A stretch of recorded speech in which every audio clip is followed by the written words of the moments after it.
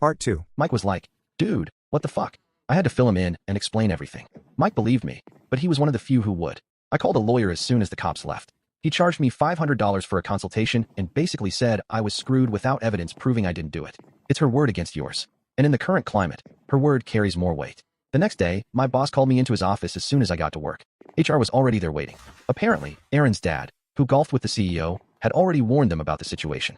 I was placed on administrative leave pending the investigation. My boss, who used to invite me to his lake house on holidays, couldn't even look at me as he asked for my badge. When I got back to Mike's place, I had an email from our landlord. Aaron had contacted him about removing me from the lease. I also had voicemails from 3 different friends, all essentially saying the same thing. I heard what happened. I don't think we should hang out for a while. I tried one more time to call Aaron, but my number was blocked. I emailed her, but got no response. Within a week, I got official divorce papers. Aaron was filing on grounds of cruel and inhumane treatment and wanted the house, half my savings, and monthly alimony. Great. Never been better. The papers included a restraining order preventing me from contacting her or coming within 500 feet of our home. After a month of sleeping on Mike's couch, I found a crappy apartment in a sketchy part of town because no one would rent to me after a background check showed I was under investigation for sexual assault. I had to use most of my savings to pay the lawyer's retainer. You know what's funny in a totally fucked up way? I told Mike one night, if I had actually done what Molly accused me of, I'd probably have gotten better treatment. At least I'd have gotten a trial. In the court of public opinion, accusation equals guilt. Mike nodded. It's messed up, man. You're guilty until proven innocent. And even then, the stain never really goes away. He was right. Even if I was eventually cleared, the damage was done. So the police investigation dragged on for weeks. Molly had apparently told them I had boundary issues and had made inappropriate comments to her for months before the alleged assault. All complete lies, but impossible to disprove. The worst part was knowing that everyone believed her. Our mutual friends who'd been at our wedding posted vague, supportive messages about believing victims and standing with survivors. A couple of Aaron's cousins sent me threatening messages. One night, someone spray-painted Predator on my car. At least they spelled it right, I joked to Mike, as we tried to clean it off. Would have been even more insulting if they thought I couldn't read. Just when I thought things couldn't get worse, after 2 months, the company fired me, citing a morality clause in my contract. Basically said even though I hadn't been convicted of anything, the accusation alone was enough to damage the company's reputation. The severance check barely covered 1 month's rent. I started delivering food just to make ends meet. Started eating gas station burritos. Sleeping in a car for a night. I'd lost weight. Couldn't sleep. My lawyer was useless. Every time I called for an update, he'd bill me $200 just to tell me there was no update.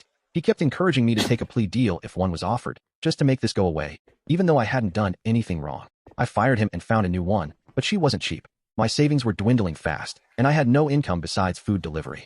I tried applying for other finance jobs, but no one would touch me once they did a background check. I started selling my stuff just to cover bills. Had to get a beater just to keep doing deliveries. The divorce went through faster than I thought possible. Aaron got the house and a chunk of my remaining savings. Molly apparently testified about my pattern of inappropriate behavior, bringing up completely fabricated incidents from family gatherings. The judge barely glanced at my side of the story. My lawyer told me I was lucky the criminal investigation hadn't led to charges yet. Yeah, lucky wasn't exactly how I felt. By the end of the year, I had lost everything. My wife, my home, my career, my friends, my reputation, my savings. I had to move back in with my parents at 36 years old. Rock Bottom had a basement, and I was living in it. My parents believed me, at least. They were maybe the only ones besides Mike who did. My dad offered to help with legal bills, but they were retired and living on a fixed income. I couldn't drag them down with me. The criminal investigation was eventually closed due to insufficient evidence. The detective called to tell me they weren't pressing charges, but his tone made it clear he still thought I was guilty, just that they couldn't prove it. No apology. No acknowledgement that my life had been ruined over nothing. Just, we're not moving forward at this time. Like they were doing me some huge favor by not charging me with a crime I didn't commit. I tried to start rebuilding. Found a job at a small investment firm in my parents' town. Making way less than before, but at least it was in my field. The owner was an old friend of my dad's who was willing to give me a chance when no one else would. I worked my ass off. During all that, the anger was the hardest part to deal with. I'd lay awake at night thinking about how Molly was out there living her life, posting Instagram photos and going on vacations while I was sleeping in my childhood bedroom at 36. How Aaron, who I'd loved for 5 years, had thrown everything away so easily. How the whole justice system is just so fucked up. I stayed in my parents' town for about a year, saving every penny I could. My goal was to move somewhere no one knew me, where I could start completely fresh. I chose Denver, far from my old life, good job market, and I'd always liked the mountains. Found a small apartment and a decent job at another investment firm. It wasn't the director track position I'd had before, but it was a start. I kept to myself mostly. Made a few casual friends at work and the gym. As the second anniversary of the divorce approached, I was in a better place financially. I hadn't spoken to Erin or anyone from her family since the divorce was finalized. Hadn't tried to contact her. I'd started to accept that I would never get justice or closure, and I'd just have to find a way to move on despite it. I focused on my new job. Life wasn't good exactly, but it was functional. Then came the text from Mark. Erin's cousin on her mom's side. We'd met at the wedding and a few family gatherings, but weren't close. Hey, need to talk to you. Found something you should see. Can we meet? I almost ignored it, but I was curious, so I agreed to meet him at a bar halfway between our towns. When I got there, Mark was already at a corner table. We'd never been close. He was a quiet guy who worked in IT and usually kept to himself at family gatherings. I sat down across from him. What's this about? I asked. No small talk, no pretending we were friends. We weren't. It's about Molly. Look, my girlfriend is friends with her, he explained. They went to college together. Last week, I borrowed her phone to call an Uber when mine died. And a text from Molly came in, and, well, I shouldn't have read their conversation. But something caught my eye. He pulled out his phone and showed me screenshots he'd taken of the text exchange between his girlfriend and Molly. I felt my stomach drop as I scrolled through. Molly, Erin's ex, keeps coming up in family convos. Mom and Dad are still talking about how disappointed they are in him all. That whole situation was so messed up. How's Erin doing with it now? Oh, she's fine, said Molly. Dating some doctor now. Way better than James anyway. She finished. True. Still can't believe what he did to you, though. Yeah, about that. Promise you won't say anything? Like, ever? What's up? Molly, he didn't actually do anything. LOL.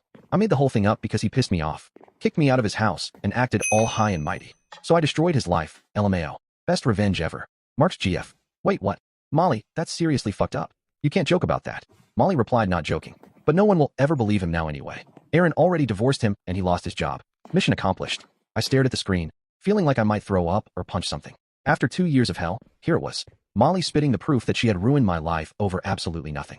I asked Mark why he was even showing me this. He looked uncomfortable and told me he's been watching this whole thing play out for 2 years. And he always had doubts. Molly's always been manipulative. But this confirms it. He told me that no one in the family knows. Even his girlfriend doesn't know he saw the texts. I asked him to send me the screenshots, which he did on the spot. Then I thanked him, walked out to my car, and just sat there, staring at the proof on my phone. Kept reading the texts over and over. The proof I'd been desperate for 2 years ago finally in my hands. Part of me wanted to immediately send the screenshots to Erin, to her parents, to my old boss, to everyone who'd abandoned me. Wanted to watch Molly's face as she realized her lie had been exposed. But I needed to be smart about this. After everything I'd been through, I couldn't afford to mess this up. The next morning, I called a lawyer. When I showed her the screenshots, she actually smiled. This is as clear-cut as it gets, she said. We can go after Molly. The text messages are admissible since they were obtained legally. Beautiful. I hired her on the spot. For the first time in 2 years, justice might actually be possible. We began building the case methodically. My lawyer subpoenaed records from Molly's apartment building, confirming no cameras existed that could have disproved my story.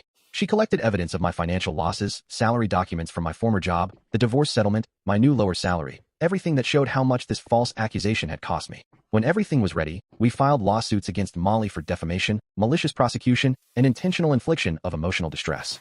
We named Erin as a co-defendant for her role in furthering the defamation. We also filed a separate suit against my former employer for wrongful termination. The papers were served to Molly at her workplace. According to the process server, she turned ghost white when she realized what was happening.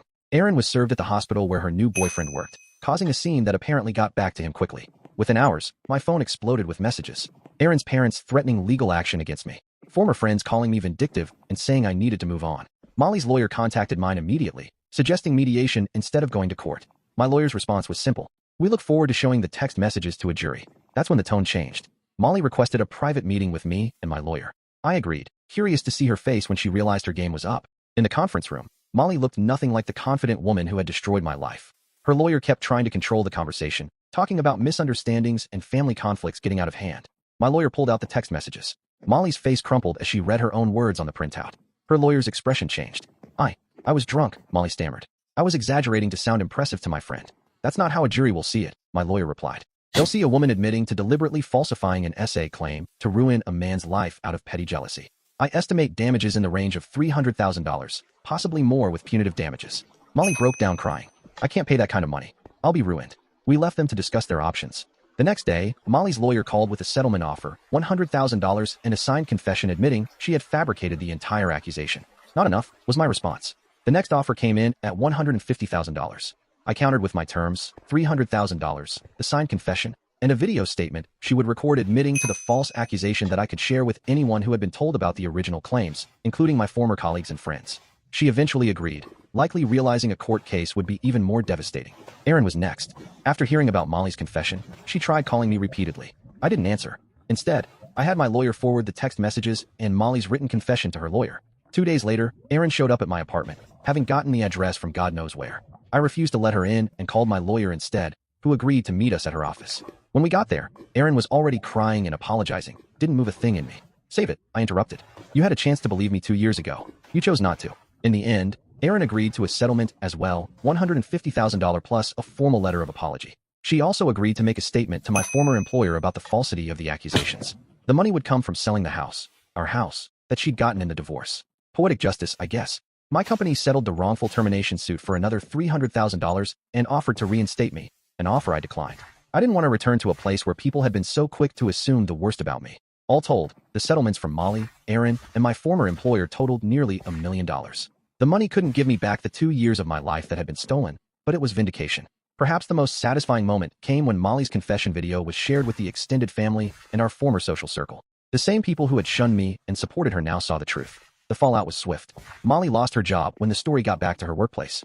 Erin continued trying to contact me, sending emails about how sorry she was and how she would do anything to make it right. I never responded. Some betrayals are too deep to come back from, and hers was one of them. With the settlements finalized and the truth public, I had decisions to make about my future. I didn't want to stay in Denver.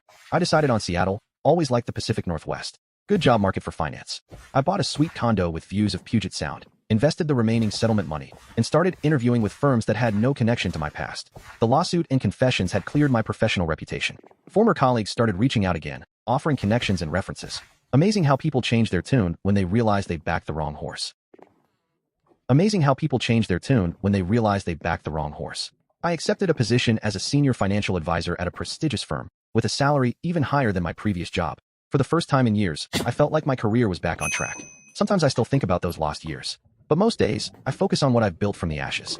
My new career, my hard-won wisdom about human nature. It's been about a year since the settlements first off. Thanks for all the comments and support on my previous posts. It helped more than you know when I was going through the worst of it. Life in Seattle has been pretty good. My job at the new firm is going great. Just got promoted to department head last month, which came with a nice office and an even nicer salary bump. The partners actually respect my input, and several of them have become friends outside of work. It's weird having coworkers who don't look at me like I'm some kind of monster. Still not totally used to it. TBH, the settlement money has mostly been invested. I've got a solid portfolio going that should set me up nicely for retirement. Also splurged a bit and bought myself a new car. Nothing too flashy, but definitely an upgrade from the beater I was driving during my food delivery days. Still can't believe there was a time when I was scraping by on tips just to make rent. Crazy how fast your life can change, both for the worse and for the better. I still get the occasional update about Erin and Molly. Not because I seek it out, but because Mark still texts me sometimes. Erin finally sold the house a few months ago. Molly is still struggling from what I hear. She had to move back in with her parents after she couldn't find another job. Who could have seen that coming? My buddy Mike visited last month, took him salmon fishing and showed him around the city. That guy's the real deal. Stuck by me when literally everyone else was calling me a predator. We don't talk about it much, but we both know our friendship is solid in a way most people never experience. If there's any advice I can give to someone going through something similar, it's this. Document everything. Get the best lawyer you can possibly afford. Cut toxic people out of your life completely and be patient. The truth has a way of coming out eventually. It might take months or years, but lies are hard to maintain forever. Molly got sloppy and admitted the truth to a friend via text. That one mistake brought her whole house of cards tumbling down. So that's it. Thanks for reading my story, Reddit. Wishing you all the best, and hoping none of you ever have to go through anything like this. Edit 1. Lots of people asking if I still have contact with Erin. The answer is no. After I told her not to contact me again, she finally stopped trying. Last I heard, she moved to another city for a fresh start. Edit 2. For those asking about legal repercussions for Molly beyond the civil suit, the prosecutor wasn't interested in pursuing criminal charges for filing a false police report. Said it would be too difficult to prove intent, despite the confession text. The system protects itself, makes you wonder how many other false accusations are out there that never get exposed. Edit 3. Thanks for all the awards and supportive comments. This community helped me through some dark time.